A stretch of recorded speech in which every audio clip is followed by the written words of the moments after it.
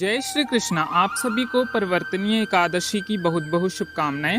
भगवान श्री हरि विष्णु की कृपा सदैव आप और आपके परिवार पर बनी रहे। 14 सितंबर 2024 दिन शनिवार को परिवर्तनीय एकादशी का व्रत रखा जाएगा। जैसा कि हम सभी जानते हैं, भगवान श्री हरि विष्णु चातुर्मास के इन 4 महीनों में योग निद्रा की अवस्था में क्षीर सागर में विराजमान रहते हैं और ऐसे पौराणिक मान्यता है कि इन 4 महीनों के बीच में परिवर्तनीय एकादशी के दिन भगवान श्री हरि विष्णु करवट बदलते हैं। तो निद्रा मग्न भगवान के करवट परिवर्तन के कारण ही इस एकादशी का नाम परिवर्तनीय एकादशी है। आज के दिन भगवान विष्णु के वामन अवतार की पूजा की जाती है और भगवान विष्णु के वामन अवतार अर्थात बौने रूप की पूजा से वाजपेयी यज्ञ के समान पुण्य फल प्राप्त होता है और समस्त प्रकार के पाप नष्ट हो जाते हैं। वामन भगवान की पूजा के कारण कुछ व्यक्ति इसे वामन एकादशी या वामनी एकादशी भी कहते हैं और इस एकादशी के अगले दिन मनाई जाती है वामन जयंती, यानी कि भाद्रपद शुक्ल पक्ष की द्वादशी तिथि के दिन वामन जयंती मनाई जाती है। और इस दिन भी भगवान श्री हरि विष्णु के वामन अवतार की विधि विधान से पूजा अर्चना की जाती है। दोस्तों, आज की वीडियो में आप सुनेंगे परिवर्तनीय एकादशी या वामन एकादशी या जिसे पद्या ग्यारस, ढोल ग्यारस भी कहते हैं, इसकी कथा, जिसके साथ ही संपूर्ण रूप से पूजा विधि और पारण के शुभ मुहूर्त की जानकारी भी आपको इसी वीडियो में दे दी जाएगी। तो वीडियो को अंत तक जरूर देखिए। तो सबसे पहले आप सुनेंगे परिवर्तनीय एकादशी की व्रत कथा। भाद्रपद मास की कृष्ण पक्ष की एकादशी अर्थात अजय एकादशी की कथा सुनने के बाद धर्मराज युधिष्ठिर ने भगवान श्री कृष्ण से कहा, हे माधव, भाद्रपद मास के शुक्ल पक्ष की एकादशी का नाम क्या है, विधि विधान क्या है तथा इस व्रत का महत्व क्या है? क्या विस्तार पूर्वक जानने की मेरी बड़ी अभिलाषा है। कृपया करके मुझे इस एकादशी के विषय में कुछ बतलाइए। तब भगवान श्री कृष्ण ने कहा, हे राजन, सब पापों को नष्ट करने वाली और स्वर्ग प्रदायक उत्तम वामन एकादशी का महात्मा मैं तुमसे कहता हूँ। तुम ध्यान पूर्वक सुनो। ये एकादशी जयंती एकादशी भी कहलाती है। पाप नाश करने के लिए इससे बढ़कर अन्य कोई उपाय नहीं है। जो मनुष्य इस एकादशी के दिन मेरे वामन रूप की पूजा करता है वह तीनों लोक की पूजा कर लेता है। मोक्ष की इच्छा रखने वाले मनुष्य को इस व्रत को अवश्य करें। जो कमल नयन भगवान का कमल से पूजन करते हैं वे अवश्य ही भगवान के समीप जाते हैं। जो भाद्रपद मास की शुक्ल एकादशी को व्रत और पूजन करता है उसे ब्रह्मा और विष्णु सहित तीनों लोकों का पूजन करने का पुण्य फल प्राप्त हो जाता है। सभी को इस परिवर्तनीय एकादशी का व्रत अवश्य करना चाहिए, क्योंकि इस दिन भगवान विष्णु क्षीर सागर में अपने 4 मास के सैन के मध्य में करवट बदलते हैं। भगवान के ये वचन सुनकर युधिष्ठिर बोले, हे भगवान, मुझे अति जिज्ञासा हो रही है। संपूर्ण सृष्टि का संचालन करते हुए आप किस प्रकार सोते हैं और किस प्रकार करवट लेते हैं? किस प्रकार राजा बलि को आपने वचन में बांधा और वामन रूप रखकर क्या क्या लीलाएं की? ये सब बातें आप मुझे विस्तार पूर्वक कहिए। तब युधिष्ठिर के प्रश्न सुनकर भगवान श्री कृष्ण ने कहा, हे राजन, अब आप सब पापों को नष्ट करने वाली इस कथा को ध्यान पूर्वक सुनिए। त्रेता युग में बलि नाम का एक दैत्य था जो मेरा परम भक्त था, अत्यंत दानी था, सत्यवादी था और ब्राह्मणों का तो परम सेवक था।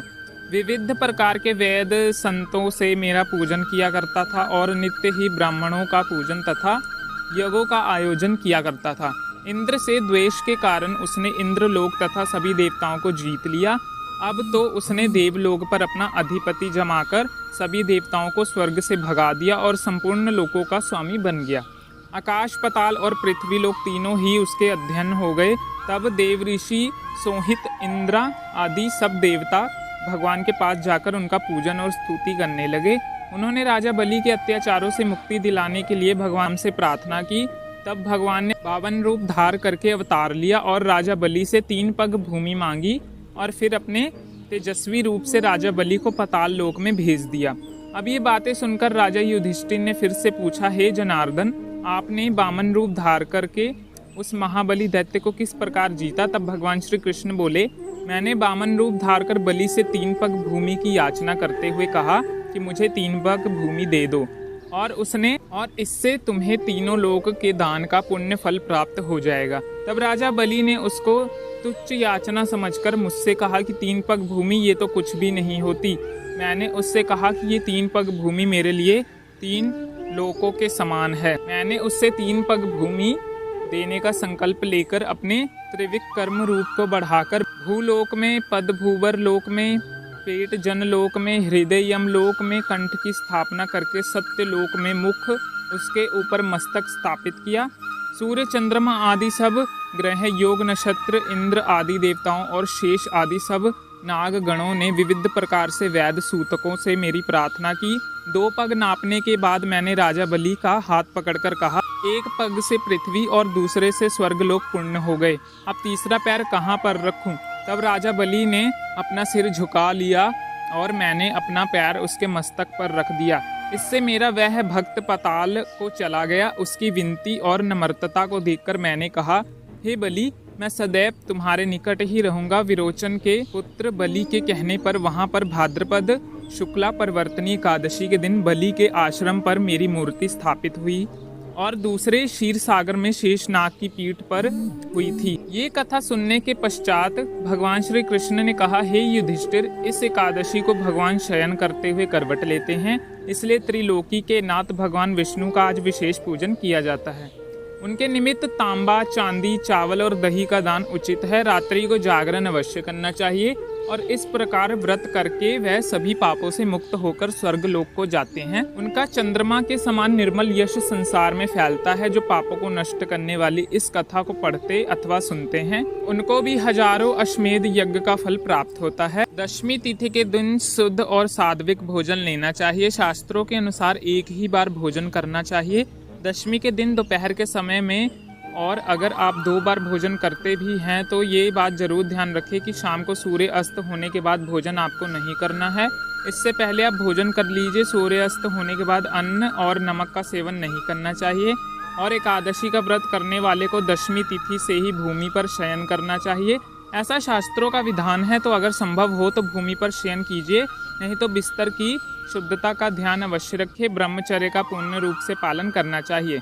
इसके बाद जैसा कि आप एकादशी का व्रत करते हैं या बिना व्रत के भी भगवान श्री विष्णु की पूजा अर्चना करना चाहते हैं, तो आप प्रातःकाल जल्दी उठ जाइए। प्रयास कीजिए कि ब्रह्म मुहूर्त में उठ जाएं। ब्रह्म मुहूर्त सूर्य निकलने के 1.5 घंटे का पहले का समय होता है। अगर आप ऐसा नहीं कर पाते हैं तो सूर्य उदय के कुछ देर पहले अवश्य जाग जाएं, ताकि सूर्य देव से पहले आपको स्नान हो जाए। और स्नान करने के बाद साफ स्वच्छ वस्त्र धारण करके सबसे पहले भगवान सूर्य देव जल अर्पित कीजिए। उसके बाद अपने घर के मंदिर में आपको जिस प्रकार से आप प्रतिदिन पूजा करते हैं, सभी देवी देवता जो विराजित हैं आपके घर में, उनकी पूजा कर लीजिए। इसके बाद आपको अपने व्रत का संकल्प लेना है। अच्छा, आप चाहें तो मानसिक रूप से, जैसे कि आप सुबह सोकर उठते हैं उस समय ही आपने बिस्तर पर बैठे हुए आपने दोनों हाथ जोड़कर और भगवान विष्णु का ध्यान करके आपने व्रत का संकल्प लेना है। और फिर पूजा करते समय भी विशेष रूप से भगवान श्री विष्णु के सामने संकल्प लेना चाहिए कि आज हम व्रत धारण कर रहे हैं परिवर्तनीय एकादशी का।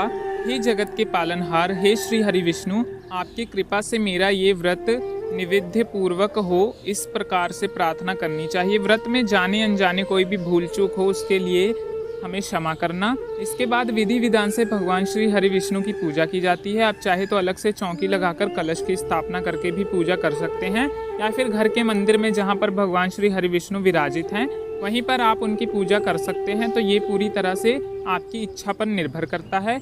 आप चाहें तो चौकी लगाएं या फिर बिना चौकी के भी पूजा कर सकते हैं।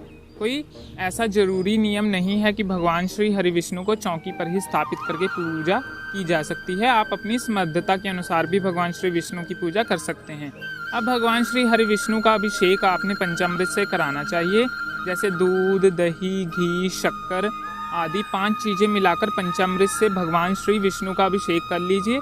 फिर जल से अभिषेक कीजिए। इसके बाद उन्हें पीले वस्त्र अर्पित कीजिए, पीले पुष्प उन्हें अर्पित कीजिए, पीले चंदन से उनका श्रृंगार कीजिए और भगवान श्री हरि विष्णु को ऋतु फल का भोग लगाएं। इसके अलावा आप चाहें तो सफ़ेद मिठाई या दूध से बनी हुई मिठाइयों का भोग लगा सकते हैं। सुबह की पूजा आपके समय के अनुसार आप संक्षिप्त रूप से कर सकते हैं, मतलब पंचोपचार विधि से भी आप कर सकते हैं। धूप, दीप, पुष्प इत्यादि अर्पित करके पूजा करते समय मंत्रों का जाप करते रहिए और पूजा पूर्ण करने के बाद उनकी आरती कर लीजिए। फिर विशेष पूजा शाम के समय कीजिए, मतलब अगर आपके पास समय हो तो सुबह शाम दोनों समय कर सकते हैं, लेकिन अगर आपके पास सुबह समय ना हो इतना तो आप शाम के समय विशेष पूजा के लिए समय निकाल लीजिए, क्योंकि वैसे भी एकादशी की रात्रि में हमें जागरण करते ही हैं। तो आपसे जितना समय हो सके आप रात्रि में जागकर भगवान के मंत्रों का या फिर जो भी आप पूजा विशेष करना चाहते हैं कर सकते हैं। और हाँ, सुबह की पूजा करने के बाद आप फलाहार कर सकते हैं, चाहे तो जलाहार भी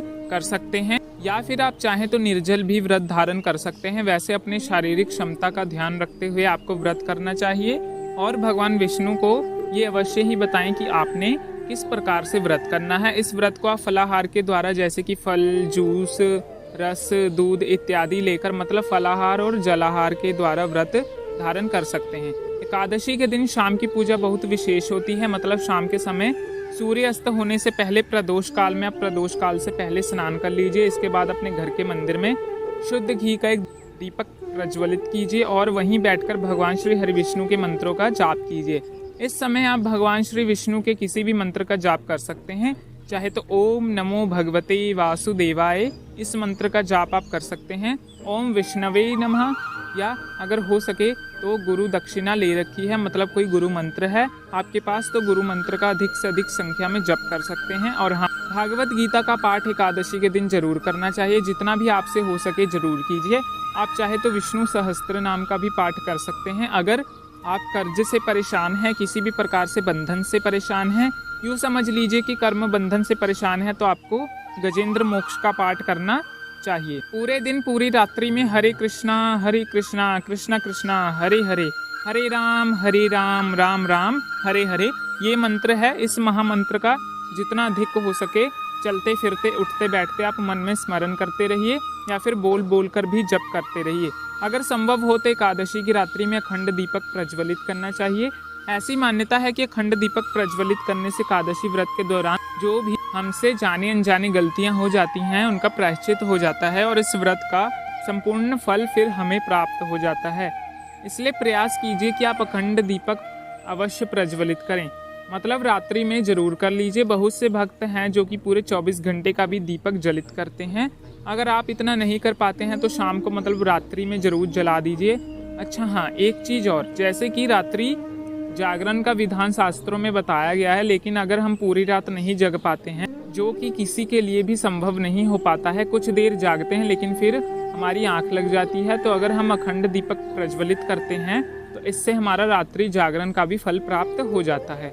और आपको कोई विशेष मनोकामना हो तो आपकी मनोकामना मन में धारण करके भगवान श्री हरि विष्णु से प्रार्थना करके आप एकादशी पर अखंड दीपक प्रज्वलित कर सकते हैं। 11 एकादशी पर लगातार अगर आप अखंड दीपक प्रज्वलित करते हैं तो एक ही मनोकामना हर बार कहते हैं तो आपकी मनोकामना भगवान श्री हरि विष्णु की कृपा से अवश्य पूरी हो जाती है। इस उपाय को करने के लिए व्रत करना आवश्यक नहीं है, आप बिना व्रत के भी ये उपाय कर सकते हैं। मतलब भगवान श्री विष्णु की पूजा करने के लिए, दान करने के लिए और एकादशी के दिन उपाय करने के लिए बिल्कुल भी आवश्यक नहीं है कि आप व्रत धारण करें। बिना व्रत के भी भगवान श्री विष्णु की पूजा आराधना करके इस व्रत का लाभ ले सकते हैं। लेकिन एक चीज का आपको ध्यान रखना चाहिए, अगर आप व्रत नहीं कर पा रहे हैं, सात्विक वाला भोजन ही लेना चाहिए। मतलब लहसुन, प्याज, माद, मदी का सेवन आपको नहीं करना है। एकादशी के दिन चावल ग्रहण नहीं करना है। किसी की भी निंदा नहीं करनी चाहिए, किसी की चुगली नहीं करनी चाहिए, अपशब्द किसी को भी नहीं बोलना चाहिए और क्रोध तो भूलकर भी नहीं करना चाहिए। कुछ बातों का अगर आप ध्यान रखते हैं तो बिना व्रत के भी एकादशी के व्रत का फल मिलता है। और हाँ, जो भक्त भी व्रत करते हैं उन्हें भी इन्हीं सब बातों का ध्यान रखना चाहिए। मतलब अपने व्यवहार को, आचार को तो अवश्य शुद्ध रखें। मतलब ऐसा नहीं कि हम व्रत कर रहे हैं लेकिन उसके बाद क्रोध भी कर रहे हैं, आप शब्द भी कह रहे हैं, किसी की निंदा या चुगली भी कर रहे हैं। हमारे किए गए व्रत का हमें कोई फल नहीं मिलता, उल्टा हम पाप के भागी बन जाते हैं। एकादशी का व्रत नियम और स्वयं का व्रत होता है। जितना अधिक हम नियमों का पालन करते हैं उतना ही अधिक हमें इसका फल मिलता है। और एकादशी का व्रत करने के बाद अगले दिन द्वादशी तिथि में हमें व्रत का पारण करते हैं। तो द्वादशी तिथि के दिन भी प्रातःकाल जल्दी उठकर नित्य कार्यों से निवृत्त होकर स्नान कर लीजिए। फिर साफ स्वच्छ वस्त्र धारण करके पहले भगवान सूर्य देव को जल अर्पित कीजिए। फिर अपने घर के मंदिर में भगवान श्री विष्णु की विधि विधान से पूजा कर लीजिए। फिर इसके बाद आप किसी ब्राह्मण को चाहें तो घर बुलाकर भोजन करा सकते हैं, या फिर ब्राह्मण के निमित्त दान की सामग्री निकालकर, दक्षिणा इत्यादि निकालकर, और फिर अपने शुभ मुहूर्त में जो भी आप सात्विक भोजन बनाते हैं पहले भगवान को अर्पित कीजिए। और फिर उस भोजन से आप गाय को खिलाइए, चींटियों को निमित्त निकाल कर दीजिए, पक्षियों के निमित्त छोटा सा टुकड़ा अपनी छत पर डाल सकते हैं, बालकनी में डाल सकते हैं। इस प्रकार से कुछ जीवों का भोजन कराने के बाद आप स्वयं ही भोजन कर सकते हैं। अब जानते हैं कि एकादशी तिथि कब प्रारंभ हो रही है, कब समाप्त हो रही है, व्रत हमें कब धारण करना चाहिए।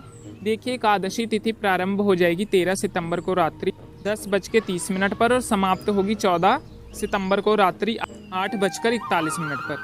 सूर्य उदय कालीन तिथि के अनुसार 14 सितंबर 2024 शनिवार के दिन परिवर्तनीय एकादशी का व्रत रखा जाएगा। 14 सितंबर को सूर्य उदय काल का समय रहेगा सुबह 6:10 पर। सूर्य अस्त का समय रहेगा शाम को 6:20 पर। राहु काल का समय रहेगा सुबह 9:19 से सुबह 10:51 तक। जैसा कि आप सभी जानते हैं, राहु काल में किसी भी प्रकार का शुभ कार्य नहीं किया जाता। और अभिजीत मुहूर्त रहेगा सुबह 11:57 से दोपहर 12:46 तक। इस समय में आप कोई भी शुभ कार्य कर सकते हैं। अच्छा, एकादशी में हम ब्रह्म मुहूर्त में स्नान करते हैं, तो ब्रह्म मुहूर्त का समय रहेगा सुबह 4:30 से 5:30 बजे तक। एकादशी के दिन बहुत ही शुभ योग हमें प्राप्त हो रहा है। सर्व सिद्धि योग, सर्वात सिद्धि योग प्रारंभ होंगे 14 सितंबर 2024 को शनिवार के दिन रात्रि 8:30 पर। सर्व सिद्धि योग प्रारंभ होगा 15 सितंबर को सुबह 6:10 पर। मतलब अगर आप दान करते हैं तो मंत्रों का जप करते हैं, रात्रि में जागरण करते हैं, तो इसका आपको कई गुना फल प्राप्त होगा। अगर आप कोई और विशेष उपाय करना चाहते हैं किसी भी कामना को पूर्ण करने के लिए, तो 14 सितंबर की रात्रि आपके लिए बहुत महत्वपूर्ण है। इस समय में भगवान के सामने अखंड दीपदान करके विधि विधान से उनकी पूजा करके अपने मन में की कामना को निश्चिंत करें और कामना भगवान श्री हरि विष्णु की कृपा से पूर्ण होगी। अब बात करें पारण के शुभ मुहूर्त के बारे में, तो देखिए, द्वादशी तिथि में इस व्रत का पारण किया जाता है। 14 सितंबर 2024 को रात्रि में 8:41 पर द्वादशी तिथि प्रारंभ हो रही है और समाप्त होगी 15 सितंबर को शाम को 6:10 पर। पारण करने का शुभ मुहूर्त आपको प्राप्त हो रहा है सुबह 6:10 से सुबह 8:40 तक। इसी शुभ मुहूर्त में आपको अपना व्रत खोलना है, व्रत का पारण करना है। ध्यान रखिए, व्रत का पारण अगर आप शुभ मुहूर्त में नहीं करते हैं तो व्रत का संपूर्ण फल आपको प्राप्त नहीं होता है। व्रत के पारण के शुभ मुहूर्त का ध्यान अवश्य रखना चाहिए। दोस्तों, अगर आप पितृपक्ष के विषय में जानना चाहते हैं, उससे भी संबंधित जानकारी चाहते हैं, तो हमारे चैनल पर वीडियो अपलोड हो चुकी है, आप जरूर देख लीजिए। इसके अलावा अगर एकादशी से जुड़ी कोई समस्या या प्रश्न हो तो कमेंट बॉक्स में आप लिख दीजिएगा, हम उसका रिप्लाई जरूर देंगे। और वीडियो अच्छी लगी हो तो वीडियो को ज़्यादा से ज़्यादा लाइक करें और अपने परिजनों में शेयर करें। राधे राधे।